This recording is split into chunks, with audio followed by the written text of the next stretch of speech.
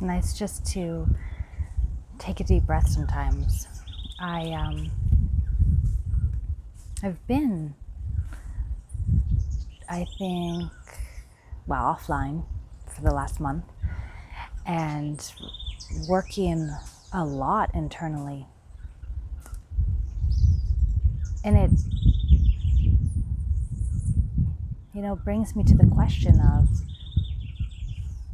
as entrepreneurs, we want to create the life that we want, but do we actually stop and enjoy the life that we've created? So that's really what I was working on this past month. There's just so many things, and I think this week I've been digesting everything that's happened this last month. And I was even tired, like I was sleeping a lot and feeling really bad about it, because my natural habit pattern is of performance. I like to see results. I'm very career focused, and I guess I was maybe very career focused, and I want to see results. And so this past month, I had a lot of work on simply being. Everyone wants to be an entrepreneur to create the dream lifestyle that they want. But then when you have all that time and freedom, what do you actually do with it? Some people then, I can't speak for others, but for me, it was a bit uncomfortable. It was like, what am I going to do with this time?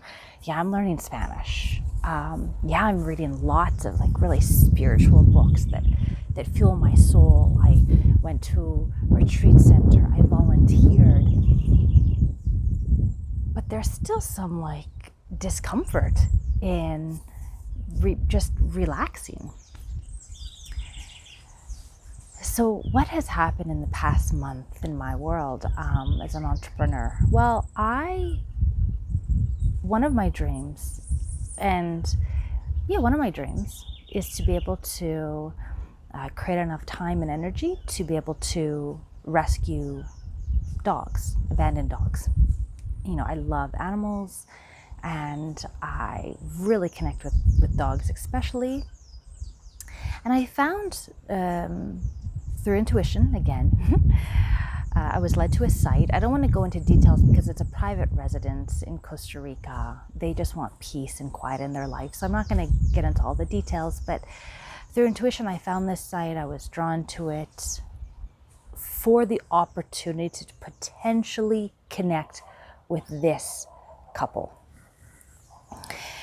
And, that happens maybe once a year, but this inner calling, sign up, get registered, pay on this site. And it was an amount of money to be on this site. And I did. I followed my intuition.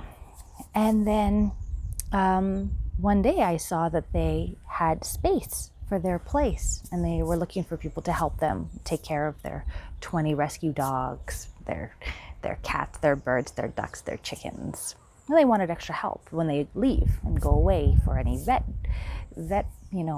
appointments or whatever their animals need.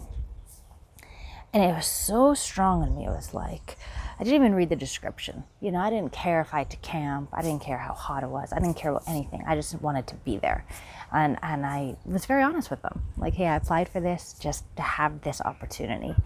And we had a nice meeting online, and they chose us. And I just felt so privileged to be welcomed into their space and their home. The entrepreneurial side in me is very like, hey guys, to help with all your vet bills, why don't you guys start a nonprofit and attract, travelers and people like me? And they're like, no. They're retired. They don't want this. They're out of the corporate world. They're just living their truth and purpose.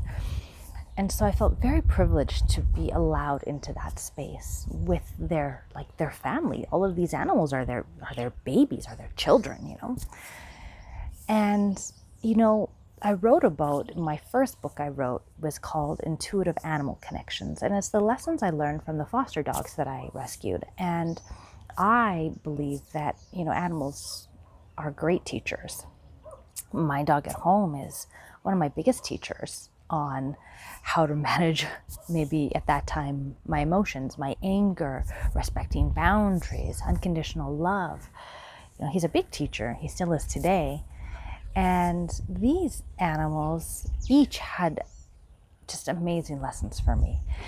You know, we all kind of, not all, some of us have different medicines we're attracted to. For me, some people like plant medicine, some people like, I don't know other kinds of medicines, but for me, it's animals. You know, animals are able to just crack through my heart and open it so quickly and so instantly.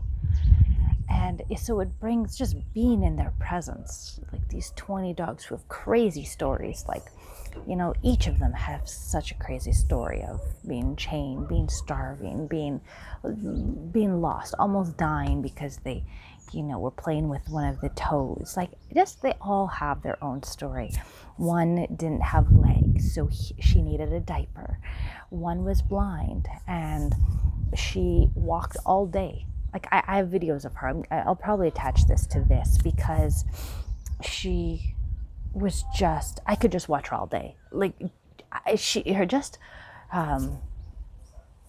her willpower, she never acted like a victim. It was like, okay, she can't see. This is her reality as it is this year. And nothing stopped her. She just walked all the time.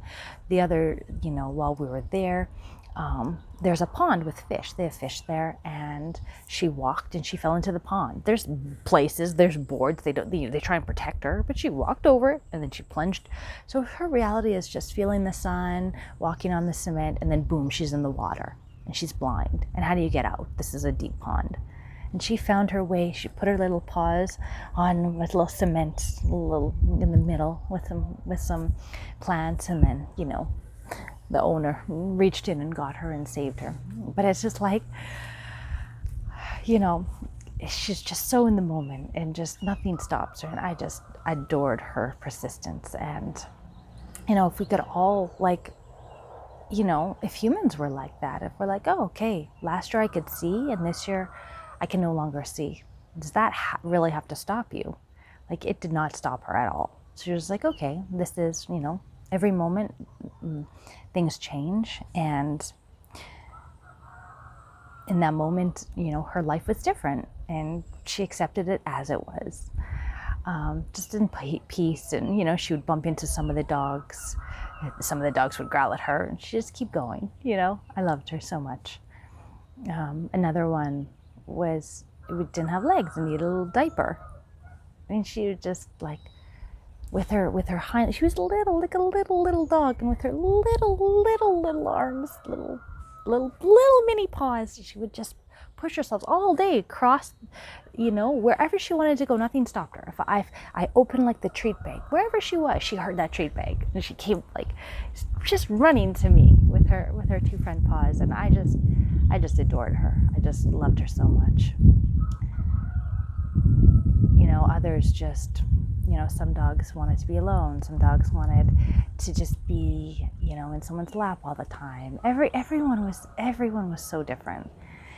And anyways, I talk about that just because, you know, it's fun to go, one, what is your medicine? What is something that just makes your heart open instantly? You know, it brought up a lot in me. It brought up, like, self-worth in me, just being around them, you know, because they just love so unconditionally. So you have 20 dogs loving you so unconditionally. It's overpowering, really. You know, I'm kind of digesting this as I talk about it because that time will just forever live in me. You know, we were in conditions where it was so hot. It was about, like, probably 36, 37 degrees Celsius. I don't know in Fahrenheit, but it was painful for me. I'm a Canadian girl, so it was painful to be in that heat. But I just, like, we were there for 3 weeks, you know, and just wanted to be there as long as I possibly could. You know, we had to work through, you know, the responsibility of, you know, taking care of these animals, accepting, that when we were taking care of them for a couple of days, there was this huge lizard, like the biggest one I've ever seen, go over the fence, and all the dogs, I would say maybe 10 dogs, started to go and attack this lizard. And we had to break up this lizard and dog fight and get the lizard over the fence again. And I was spraying the lizard with water to try and scare it away, because none of the dogs wanted to have water on them. And the lizard just opened its mouth, and it just wanted water. It risked its life, because it's dry season here in Costa Rica. And it risked its life just to have some water. So I had so much compassion for this lizard. And also, just being there, with animals, we really have to be conscious of our energy. We have to be calm. If we're calm, then the animals will be calm. If we're stressed and, really frazzled, and then that energy, they see us, we have to be the pack leader.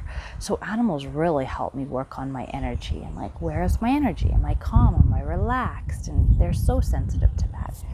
So for me, animals are such a big teacher. And so one of the questions I wanted to ask, what opened your heart? What is it? Something? It could be anything. For me, it's dogs. But for you, it could be anything, painting, swimming, being in nature, seeing friends, whatever. For my partner, it's rock climbing. He is just so in the moment and centered when he's rock climbing. So I think that's important. One, to have access to, really on a daily basis for all humans. But also as entrepreneurs, what are our passions? And what is it that, if we don't have to work, what would we do? Where would we volunteer for free for a month every year? And for me, it was with animals. And I had lots of lessons with that. But everyone's different, And so I think it's nice to sit and reflect these things, because time goes so fast. I felt like we were there for a couple days, and it was 3 weeks. 3 weeks we were there. And, those 3 weeks will just stay with me really forever. So, being, business professionals, entrepreneurs, what would we do if we only needed to work 1 or 2 hours a day? What would we do for the rest of the day that's healthy, that serves our soul, that serves humanity, that serves our inner growth? For one, and it's also to be conscious of the habit patterns we get into. We could be in the most magical place in the world. We'd wake up with monkeys waking us up right outside our door. And it's just stunning. We are just in awe every morning. Or my partner would clean the water, and all the ducks would be so grateful for just some clean water, and they would splash around and be happy. And it's so precious. Animals are so grateful. Everything you do, they just look at you, and you just feel their gratitude. And how often do we walk through life and go, oh, there's some water, I'll be grateful. We just take water for granted. We take clean water for granted, a lot of us.